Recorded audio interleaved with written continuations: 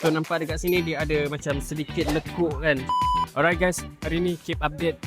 So sekarang kita tengah check kita punya tayar bahagian QC kita tengah tengok condition tayar tu elok tak elok sebelum kita nak keluarkan.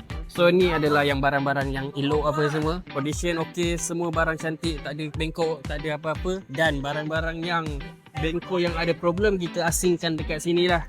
So nampak dekat sini dia ada macam sedikit lekuk kan.